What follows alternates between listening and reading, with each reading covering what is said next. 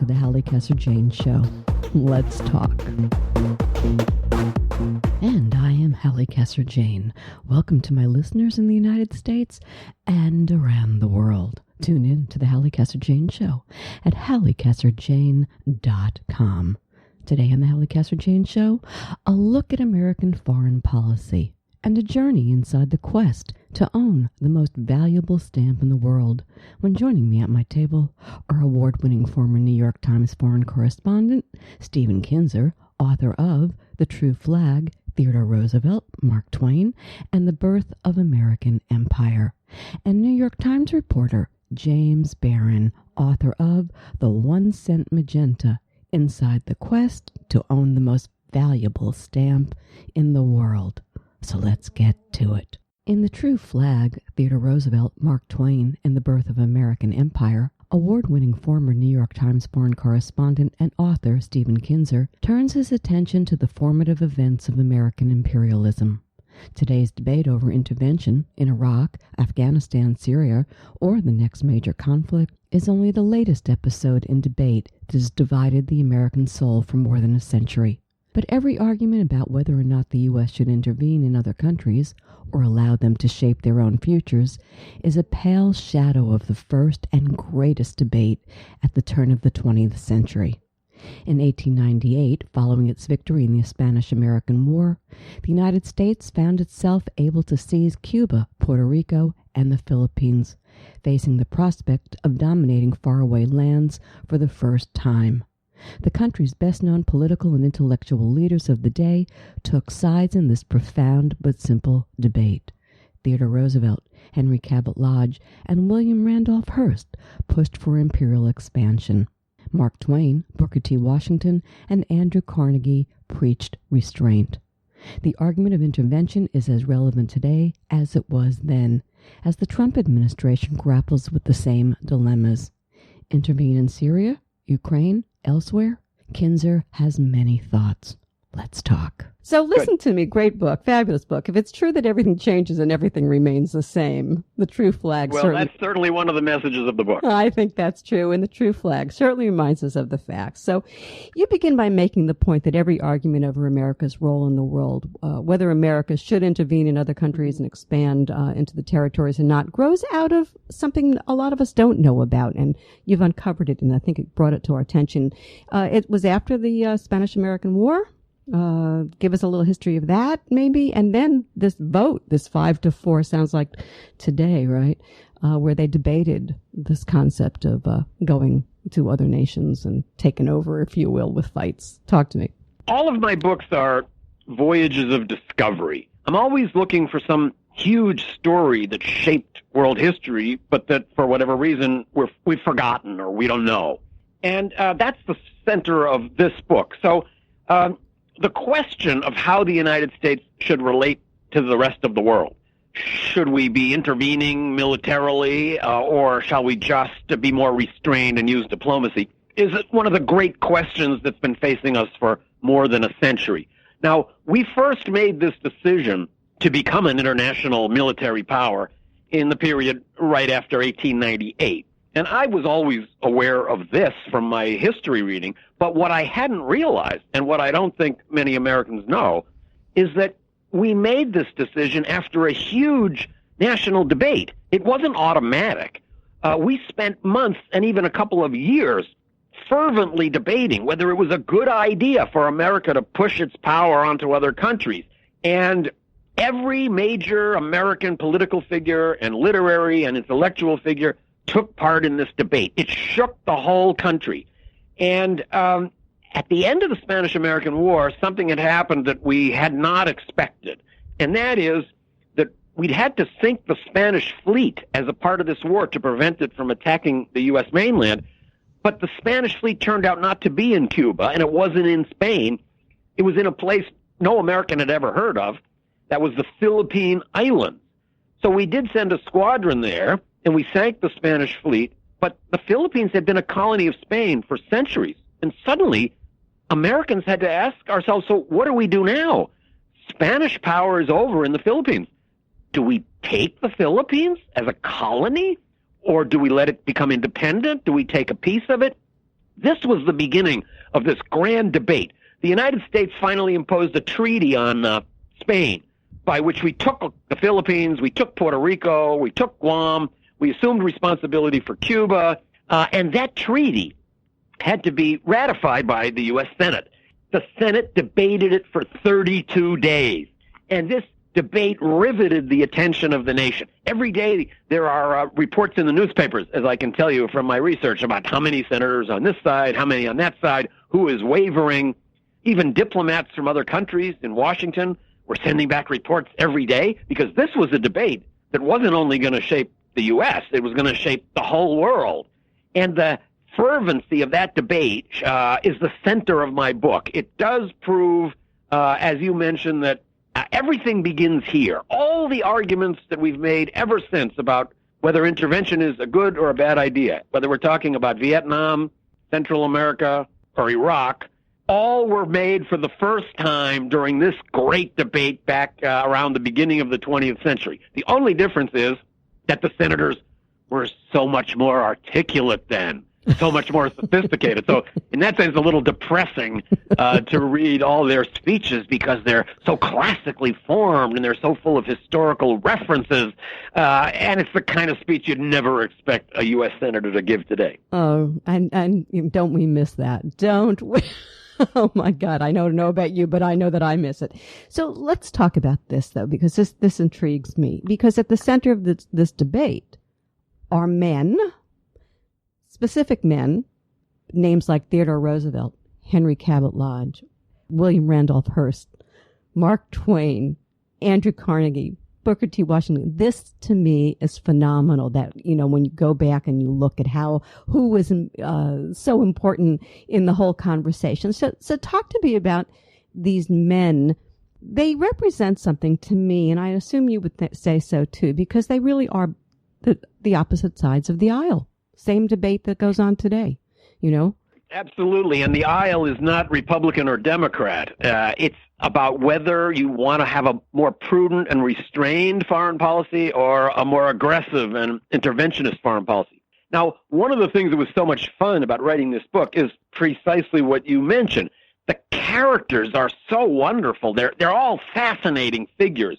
So on the imperialist side, those that favored American military expansion in the world, you have three big figures. Teddy Roosevelt was the most important public face of the imperial project, riding up San Juan Hill and giving speeches saying that the United States was destined to dominate all those backward peoples around the world. Henry Cabot Lodge, his best friend, the senator from Massachusetts, was kind of the Mephistopheles in Washington, organizing and directing the whole project. And then they needed a mighty megaphone to project this idea out to the outside world, into America, to tell Americans it's time for us to expand into overseas empire. And the megaphone was William Randolph Hearst. So Hearst was a brilliant newspaper entrepreneur and the founder of what was then called yellow journalism, what we now call fake news. Hearst was the owner of the New York Journal, and he realized that in order to build up his circulation, in order to get people to buy his paper every day, he needed a running story, a story that's developing every day. And he understood that war is the best running story of all. So Hearst set out quite deliberately to send the United States off to war in Cuba.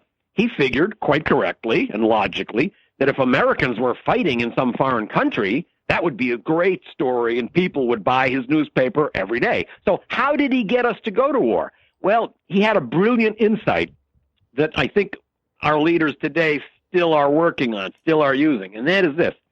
Americans are very compassionate people. We hate the idea that anybody is suffering anywhere in the world.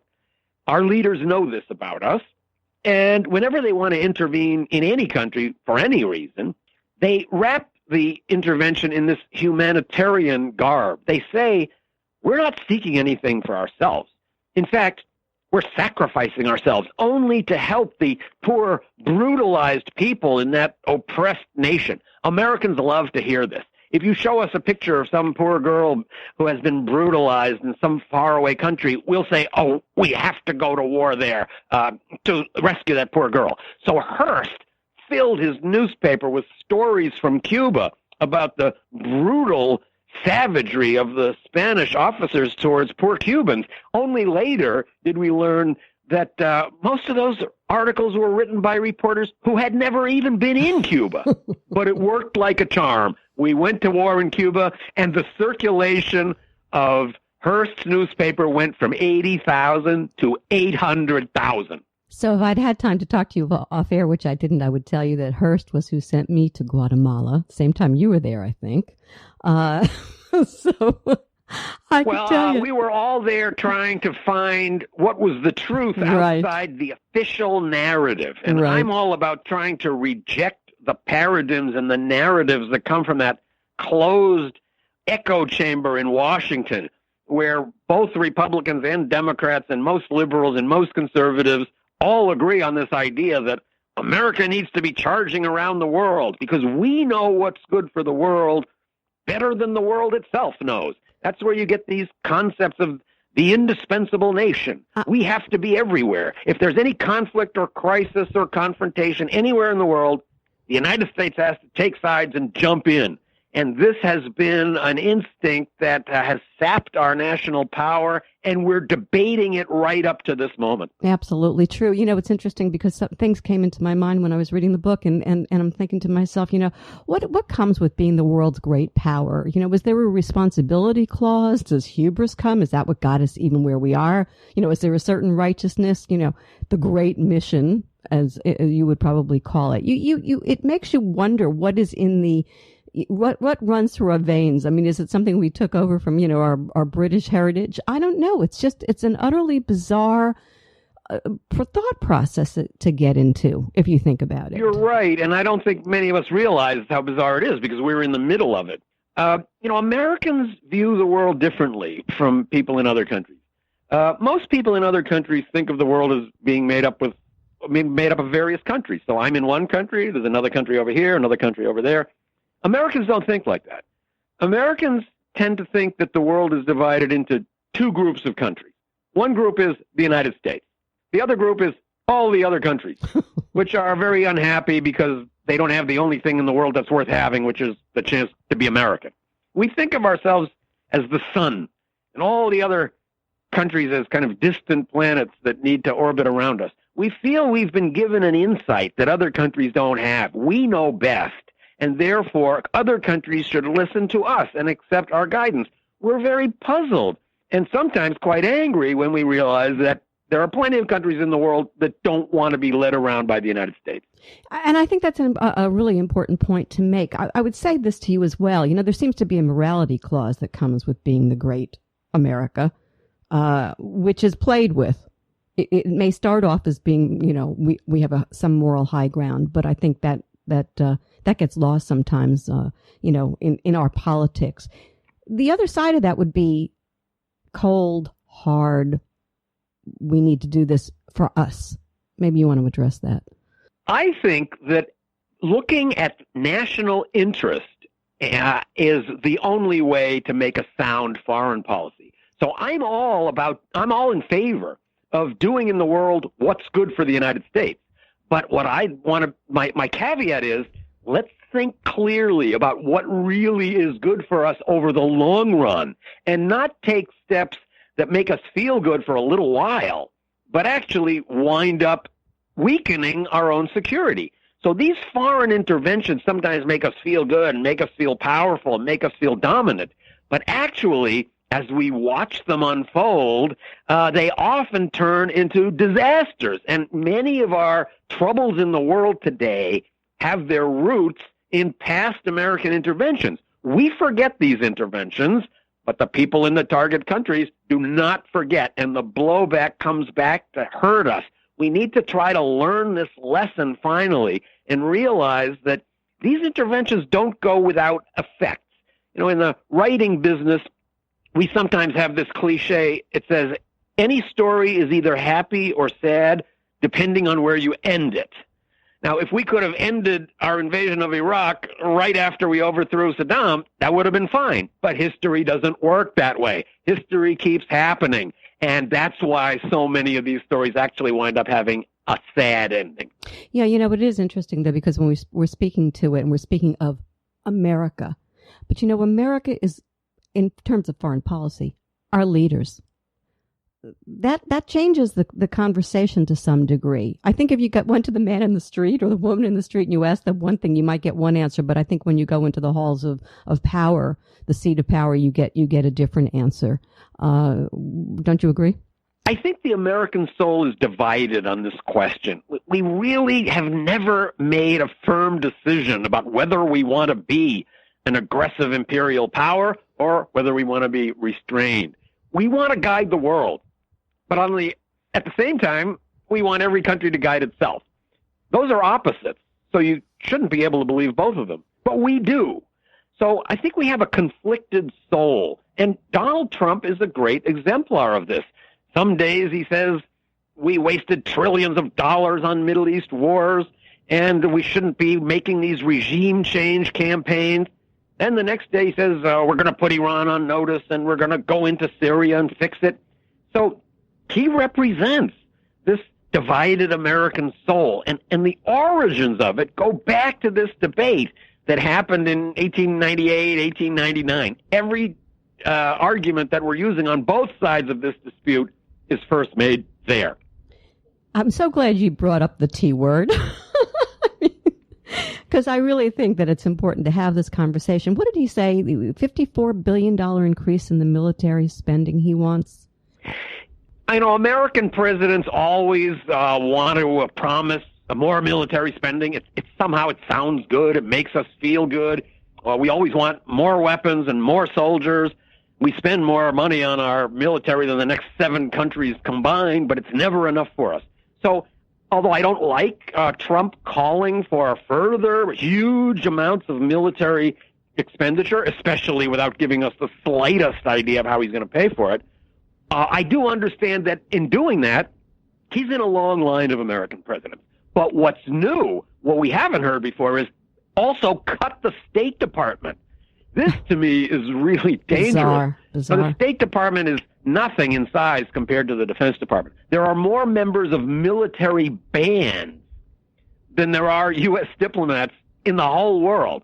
So if you want to cut the State Department, you better be ready to spend more money on ammunition, because if we don't use our diplomats to prevent conflicts, we're going to have to fight them. It makes you think of the irony of who was the one person who said to beware the military-industrial complex was the great World War II general who then became President, Eisenhower, right? And I think the reason for that is that Eisenhower had the responsibility during World War II of sending kids out to die by the thousands. This must have weighed on him.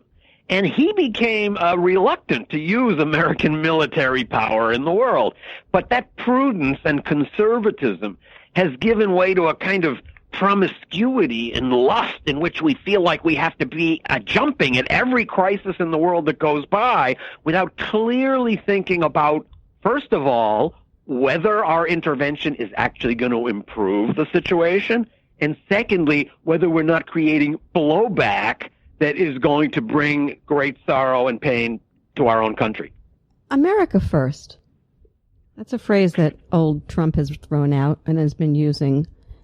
We could spend a lot of time here talking about where that phrase comes from. I think I don't want to do that, but I'll throw out real quickly, and maybe you want to throw in a couple of words. But Charles Lindbergh, anti-Semitism, World War II, isolationism, right? Yada, yada, yada, yada, yada. All of that's there. But in a bigger picture, what does that phrase mean to you in a contemporary world that we are in right now? Does that concern you? That's a phrase that can be interpreted in 100 different ways. I can interpret it in a way that's terrifying, but I can also interpret it in a positive way. If I wanted to do that, I would say we don't need 900 military bases around the world. We don't have to be the world's policeman. Actually, we're not the indispensable nation. You want nation building? How about some nation building at home? That would be putting America first. So that's my idea of America first. Let us build up our country as a city upon a hill. Let's show the world our example. This is actually our greatest weapon, and it's one that our rivals cannot match. There aren't lots of people in the world that admire the Russian political system or wish they could live in a country like China, but they do admire us, and they are envious of us. They want what we have. They want our prosperity and our stability and our freedom. When we begin to project an image of meanness and aggression and hostility, we're giving away the greatest weapon we have in our arsenal. And the United States has a great story to tell in the world, but we're not telling it. For too many people in the world, the image of the U.S. now is drone strikes and Guantanamo and Abu Ghraib and kidnappings and night raids. To me, that's not really who we are. We should go back and embrace the founding principles of our country and project ourselves as a nation different from others. At the end of my book, I refer back to George Washington's farewell address, and he has this great line: can it be that Providence has not connected the felicity of a nation with her benevolence? So let us go back to a policy of benevolence and not act on this principle that we know what's good for the world better than the world itself knows. So is there ever a time, in your mind, that war is just? There is. I think military intervention always turns out badly, but sometimes it's justified because not intervening would turn out even worse. But you shouldn't go into those interventions thinking they're going to work out well. It might be the best of bad options, but don't delude yourself into thinking that the people in the countries we invade are going to shower us with flowers. They may for a few days, but hatred has a longer shelf life than gratitude, and pretty soon we get blamed for everything that goes wrong in those countries. So the longer range view of history would tell us that you want to cooperate with other countries, and the only way you do that is by getting them to admire you, to feel like you have common interests with them, not that our interests are in conflict with others. I believe we really do have the danger now of losing our greatest asset, which is the image we have in the world. And that's a very hard genie to put back in the bottle. Do you know Brian Jenkins? You know the name? Yeah. Brian worked for RAND Corporation. I told you that I was, in Central America about the same time you were, covering all of that stuff. And I was doing a story on one of the diplomats who was kidnapped in Guatemala, and he was released 3 days later. Important story, because it was the beginning of, quote unquote, what you and I know, and what is really was the beginning of terrorism as we know it today. And Brian did a lot of work on this, and he was talking about, this is going back to 71 or 72, about what wars would be in the future. You just mentioned drone strikes, that kind of thing, how it's different, how it's changed. It's not boots on the ground necessarily. It's not, these great big air war kind of things whatever. And I wonder in the text of that, because you brought it up, if that changes a little bit how we approach all of this, in dealing with countries that aren't doing that we our tendency to go in and fix it the way that we're going in. Our new tactics make war seem a little bit more sanitary. We don't have any soldiers over there. The body bags aren't coming back, so we're able to put the whole war out of our mind. But it doesn't make a difference to the people on the other end. And that's why we need to be so much more careful in our decisions about when to intervene. Now, I teach international relations at Brown University, and in my business, the international relations business, there's kind of a cottage industry of trying to figure out what's a good criteria for intervention. It's the question you asked. There must be some times when intervention in a military way is justified. And what would those times be? What would be the criteria under which we would agree to use our military abroad? So various people have come up with lists. It's kind of a little parlor game. Come up with your own list of criteria. So there are a bunch of these floating around. Let me just give you one of them. This is a list that was compiled by Colin Powell after he was involved in the Iraq debacle, needless to say. So he came up with 4 criteria. He said we should only send the American military to war abroad if these 4 conditions are met. Number 1, a vital interest of the United States is at stake. Number 2, we have a clear goal and an exit strategy. Number 3, the American people must support this intervention. And number 4, there can be no other way to achieve our goal other than military force.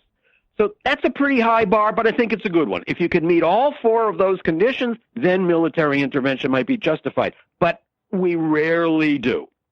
I imagine George Washington rolls in his grave. I'm afraid there's a lot of spinning going on underground at Mount Vernon. I think so too, darling. So my last point to you is, I come up with that song. When will we ever learn? When will we ever learn? Will we learn? Do you think? Are we doomed? I do think there's a constituency out there in America for a more restrained foreign policy. Unfortunately, we've never had the political or intellectual leadership that's been able to congeal that sentiment into a coherent movement. But I think if we do get that kind of leadership, you are going to find lots of Americans thinking that maybe we're not the indispensable nation. Maybe we can't use our 5,000-mile-long screwdriver to fix problems on the other side of the world. Maybe we can't afford it. And maybe our own country needs the investment that we're now putting into our interventions in foreign countries. I've been speaking with Stephen Kinzer, author of The True Flag, Theodore Roosevelt, Mark Twain, and the Birth of American Empire. To purchase the book, visit fine bookstores everywhere and Amazon.com. You are listening to the Halli Casser-Jayne Show. My guests today are former New York Times foreign correspondent Stephen Kinzer, author of The True Flag, Theodore Roosevelt, Mark Twain, and the Birth of American Empire, and New York Times reporter James Barron, author of the ONE-CENT Magenta, Inside the Quest to Own the Most Valuable Stamp in the World. Tune in to the Halli Casser-Jayne Show at hallicasserjayne.com. A message from the American Podcast Council. Every month, 1 out of 5 Americans listens to a podcast, and that's fantastic. But friend, we can do better. All this month, we want you to find one of those 4 Americans who doesn't listen to podcasts. A friend, a relative, the only cool coworker in your office. Find that person and explain to them, slowly but gently, what a podcast is, where to find one, and then how to listen to it. When you complete that mission, tell us what you recommended with the hashtag tripod. That's TRY pod. And we are back, and you were listening to the Halli Casser-Jayne Show. My guests today are author Stephen Kinzer, author of The True Flag, and James Barron, author of the ONE-CENT Magenta.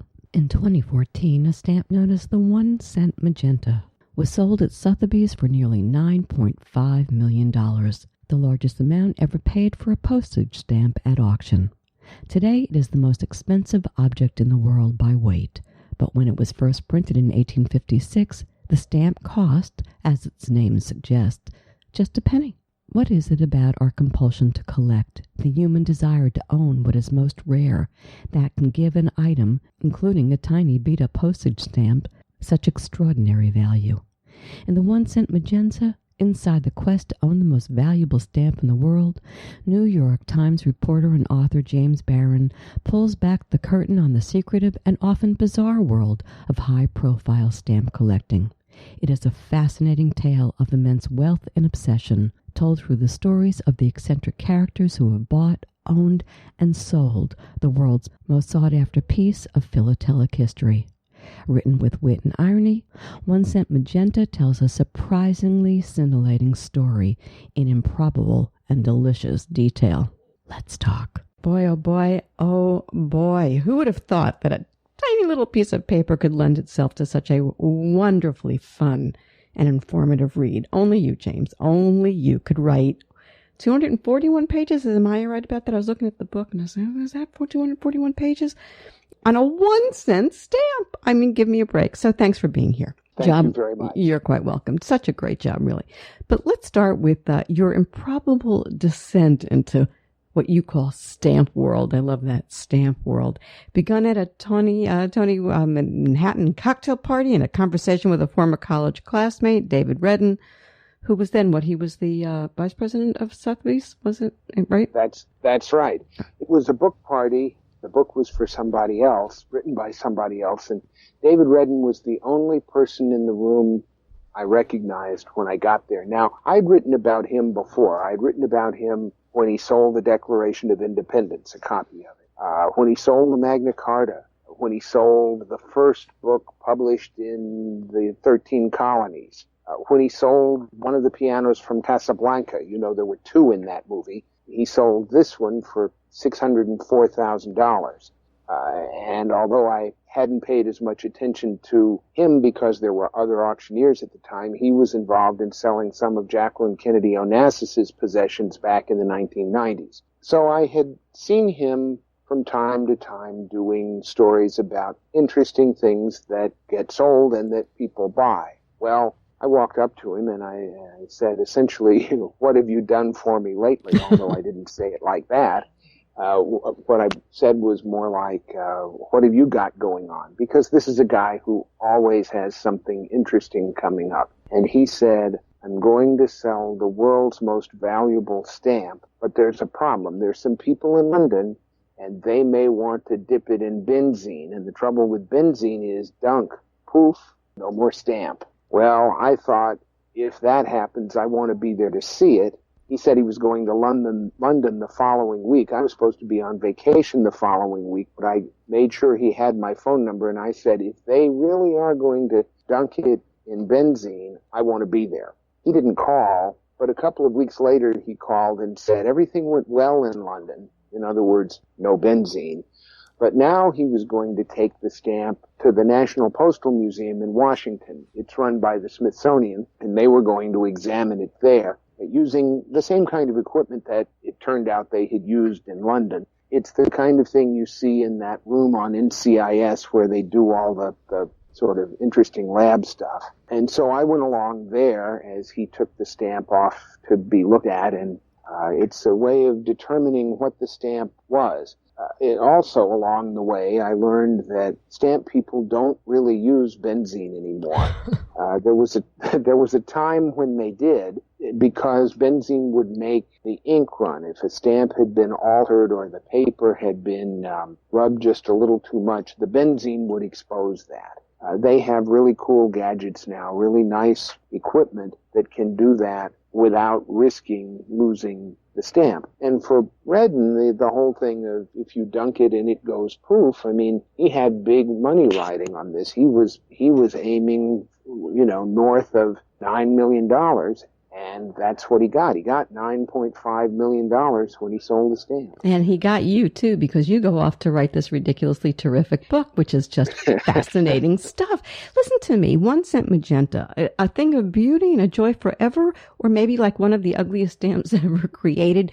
1856. Let's just get it. It was born in British Guyana, as you said, in 1856. And is it a pretty stamp? Is it an ugly stamp? How in the stamp world, how is it considered? You don't fall in love with the ONE-CENT Magenta for its looks. It's not pretty. As you already said, he was the editor of one of the stamp magazines in the 90s. He said then it's the ugliest stamp he'd ever seen. Smithsonian magazine, their website when it was being sold and then was coming to the Smithsonian's own postal museum there, they said it looked kind of like a red wine stain that the dry cleaner hadn't quite gotten out. So it's really not much to look at. It was interesting to me to try to figure what color it really was, because I saw it in different lights. I remember seeing it there at the Postal Museum that day. And then at the auction, off stage, it looked to me like it was one color, and when it came out in the light, it was like a chameleon. It changed into a different shade of red. So back in 1856, they printed it, and then it was sold and forgotten for like 16 years. It was probably put on a newspaper, because that's what 1-cent stamps were for in British Guiana. And, I'm a newspaper reporter, so it hurts me to say this, but at the end of the day, people throw away the newspaper. That's probably why most of the 1-cent magentas that were printed were lost, why we don't have them. They were all thrown away. This one went to a lawyer there, and apparently he was either a bit of a pack rat, perhaps, or he saved that issue of the paper for some reason. And so 13 years later, when he moved out of his house and went to Barbados, his 12-year-old nephew was sent around to finish the clean out the last of the stuff. So this 12-year-old is into this really cool new fad that's going around in the 1870s, stamp collecting. It was the hot new thing, and he goes to his uncle's house, and there are these papers with stamps on them. So he takes some of them home thinking this will make his stamp collection so much better. He looks at this one, and he doesn't think much of it. Now, pretty much everybody else who's ever tried stamp collecting, I mean, I certainly did when I was a boy, you hope to get the Mona Lisa of stamps. Here's the guy who had the Mona Lisa of stamps, and he didn't know it. He traded it for 6 shillings. It was the worst stamp deal ever. Which is what, about 17 cents, I think you say in the book, in today's times? Something like that. Something absolutely Not ridiculous. Very much money. Oh, my God. Oh, my God. So here's a question for you. These people who do get into stamp collecting, I think we should talk about them just a little bit. Well, who are they? I mean, and how do you get into, is it a nerd thing? Is it why do you even stamp collect the big guys for the money, but the average Joe? Talk to me. Well, part of it is it's history with a capital H. If you're interested in history, this is a way to see how it affected the world, because stamps tied the world together. And so just as there's the story of this one stamp from 1856 to the present, there's so many threads you can pull from that. I mean, I wondered when I went into this, what can you say about a 1-cent stamp? Can you really write 35 or 40,000 words about a postage stamp?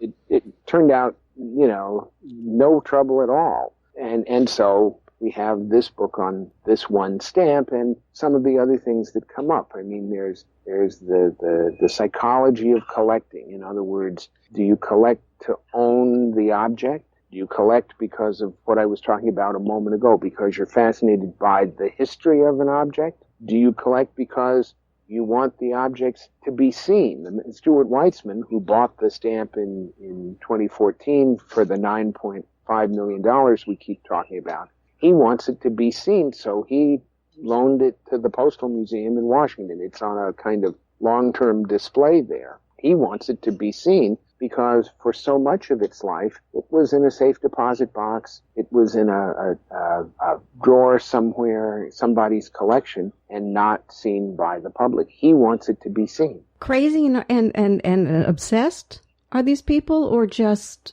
you and I? Some, but it's probably no different than anything else you can think about. I mean, I've written about people who collect cereal boxes, and people who collect jukeboxes, and people who collect Edsels. It's just the way people are. It's human nature to collect things. And, there was an Edsel owner when I went to their convention with a beautiful Edsel. I so wanted to drive it, and he wouldn't let me because he said the brakes weren't good enough. I'm not sure about that. I wouldn't have crashed his Edsel. I wouldn't have wanted to take that kind of responsibility. I think it was so personal, and that was just a way for him to keep from letting anybody else drive his Edsel. Stamp people are not that different. They're intrigued by little things that seem almost unimportant. The hand that has only 4 fingers, or 3 horses that have 11 legs instead of 12. Little mistakes like that intrigue them. The size of the perforations on a stamp. There are all kinds of things that if you can spend a lot of time looking at and thinking about. But before that, it comes back, at least for me, it comes back to the idea of stamps are what really tied the world together, because before you could go almost anywhere on a jet plane, stamps went there. And what came back told you about that place. If you got a stamp from British Guiana, this one has a little picture of a ship on it. Well, that told you that their economy and their country was built on what came in and what went out. And then you could start thinking about, what are they exporting? And then you find out, there was even a Donald Duck comic book that would have told you this in the 1950s. That's how Stuart Weitzman first learned the story, from a Donald Duck comic book about El Dorado in the Amazon jungle. Well, that was what was then British Guiana. Question. So as you're going along on this, and you're learning all about this stamp, and you're learning about the people who possess the stamp and the story of the stamp, and you see the stamp, is there something magic to it? Did it do something to you personally? Did this become something very personal other than just being a writer writing the story? Because I got the feeling from your prose that it did become somewhat personal. You got attached to this cute little stamp. The emotional attachment came later as I found out more about it. As I said, you don't fall in love with this for its looks, because it's very dark, it's hard to see, even when there's light on it, and they don't want light on it because that'll cause it to deteriorate. But it's the stories that won me over. I mean, take the guy who owned it in the 1920s. He was an industrialist, the richest man in Utica, New York. Arthur Hind. I kind of thought he was a Daddy Warbucks kind of character. There's the story about him that everybody remembers. And it's, of course, the story everybody remembers about the stamp. In the late 20s, supposedly, somebody sends him a letter, calls him and says, I heard about you in the ONE-CENT Magenta. And I've got one too. I've got one just like it. Hind says, come on up and we'll see. So the guy goes up there. He was a sailor who had sailed in and out of British Guiana. Sailor goes to Utica and goes to see Arthur Hind, puts his stamp down. Arthur Hind reaches into the safe in his house and takes out the ONE-CENT Magenta, puts it on the table. The sailor says they were alike. So Hind agrees to buy the sailor's stamp. Hind says, I don't have that much cash on hand, so come back tomorrow, I'll get the cash. The sailor goes away and he comes back the following day. He's worried about getting mugged when he leaves because he'll be carrying all this cash. He goes in. They compare their stamps again. Hind says fine. Hind gives him the cash. He gives Hind the stamp. Hind smokes cigars. Hind takes out a couple of cigars, puts one in his mouth and lights it. And then with the match he just lit the cigar with, he burns the second stamp. He burns the stamp he just bought from the sailor. The sailor is apoplectic, and this is the one thing he didn't see coming. And as the little stamp burns, Arthur Hind says, now there's only one ONE-CENT Magenta. Well, it's a great story, don't you think? I love that story, and I think it's just so funny. And it's like the cast of characters who've had control over this little item are as extraordinary as the story of the stamp, meaning the stamp thing of itself, just the artwork or the production of the stamp. And that fascinated me all through the book, and I want to talk about a couple more of them. But I want to go back to something, because there is an irony here. I mean, stamps. It's not like it used to be, right? We're in the email version of the world today. What happens to stamps in this world? Well, we're going to have to wait and see. I think it's so much easier now to find out about stamps. That's the upside of the internet, that just as email has cut into letters so that we don't have to write letters anymore, that it's much easier to find out. So if you get bitten by this bug, you can find out so much more about it than you could when I was a kid, and that might keep you going. That might keep you in it. I think what's also going to happen is very high-end stamps like this will continue to do well. Everyday stamps, the jury's out. There's still a market for them. We'll have to see in 10 or 15 years. The word philatelist. Well, as was it Smithsonian Magazine that said, get your mind out of the gutter? Talk to me. I love the fact that you spend time on the word. That's why I love you. Talk to me about that word, please. Well, it's not really the right word. It comes off of a Greek word, and it basically means lover of tax receipts. The idea was that a stamp, because you buy it from the government, is like a receipt, and about the best they could think of was a word that meant tax receipts. Now, some people think it should have been called something different, like tambophilie, that might have come closer to being a lover of stamps. But then there are people who love the post office a little too much.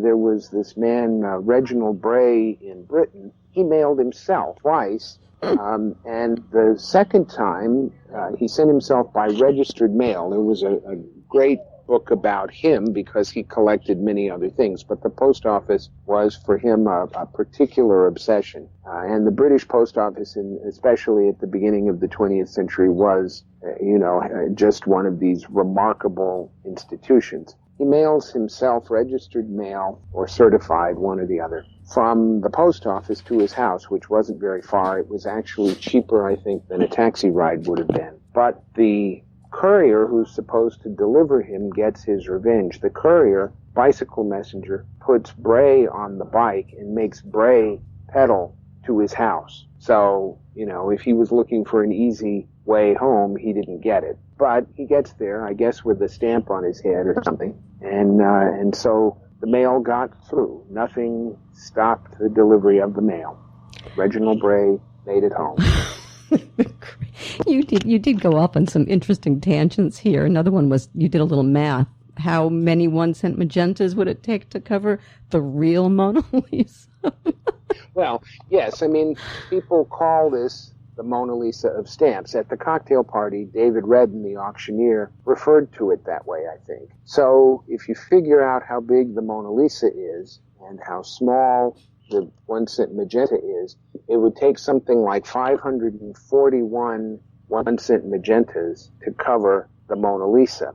Now, I then realized the other day, my first book was about a piano. I watched Steinway & Sons build one piano from start to finish. So I went from a very large object that weighed 990 pounds to this teeny little object that weighs almost nothing.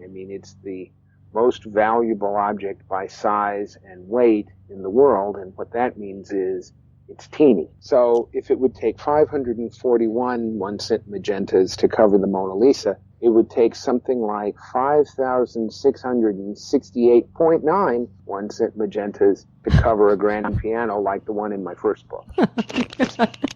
Does your mind always go down these tracks? Where does this come from to even think about that? Here's something, though. It does strike me that this thing was destined to be the Mona Lisa of stamps. There has to be a magic to it. What are the chances of this thing winding up in the hands of John E. DuPont? Give me a break, right? That's a story unto itself. Tell us a little bit about John and what happened, yada, yada, yada. Well, at the time he bought it in 1980, the question of what are the chances of it ending up in his hands, it wasn't such a far-fetched question. He was the consummate collector. He'd started a museum for birds and shells with the stuff he had collected, the specimens he'd collected on trips around the world. He'd sent a lot of things off to the museum, presumably the good stuff, and he still had so much in his house. But he was also a stamp collector and had quite an impressive collection. He had the money to buy pretty much anything he wanted. And so when the 1-cent magenta came up for auction in 1980, he bought it. He called it the Magenta Lady. As time passed and the 90s came on, he was descending into some really dark place. He thought the trees on his estate moved and were controlled by some unseen remote control system. He thought there were people passing through the walls in the house.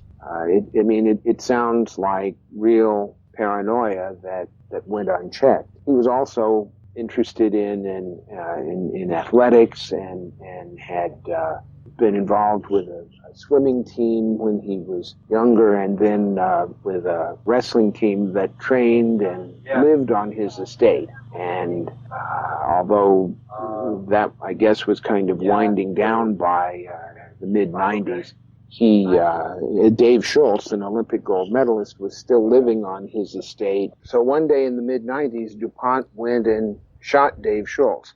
2 hours before the shooting, DuPont was in a stamp store not far away talking about stamp paraphernalia that he wanted to buy. He said he'd come back on Monday. I talked to the guy in the stamp store who said there was no indication anything was off with DuPont or that he would go and do anything as awful as shooting someone that day. And in fact, when the man in the stamp store heard on the radio that there'd been a shooting at DuPont's estate, he figured somebody had shot DuPont, not that DuPont had been the gunman. So anyway, so this thing winds up in the hands of just ridiculously interesting and peculiar people, right? I mean, DuPont winds up and goes to prison where he dies. But here's my question. So there are two questions about you, Mr. Barron, that intrigue me here, okay? One is, after you did all of this, what kind of a stamp did this stamp mark on you? Because it had to have had an enormous effect that you're going to take with you for the rest of your life, yes? It's a story. Part of it is it's a story, and part of it, I guess, is my interest in history. And to some extent, stamps are history, because that's a way into the story they tell. In other words, with this, well, what was going on in British Guiana in 1856 that prompted them to have stamps printed there? Most of their stamps were printed in London. These had to be printed because a batch didn't come in from London as expected. You know, sometimes your ship doesn't come in. I'm getting a little too fond of saying that. And when the ship came that didn't have the right number, it didn't have as many stamps on board as the postmaster had ordered, he had to do something, so he had the stamps printed there at the local newspaper. Well, that's different from anything I'd ever heard of, the idea of a provisional stamp printed in that way. It turns out that in the United States, before there was the full national post office, there were a few places that printed their own stamps. And I knew that during the Civil War that there were Confederate stamps. But that little detail about just how you print the 1-cent magenta, how the 1-cent magenta came into being, led me down a pathway I hadn't gone before. And that's interesting. It's part of the fun of a story like this. So you're a storyteller at heart. No question about that. But what surprised you the most that you discovered in this quest that you went on to find out the story of the stamp? Well, I shouldn't say it, but I will. That you could write 35 or 40,000 words about a stamp. I mean, this was a 1-cent stamp, a postage stamp. What is there to say about a postage stamp? Turned out there was plenty. But going into it, I thought, is there really going to be enough here to say to keep this going for that long?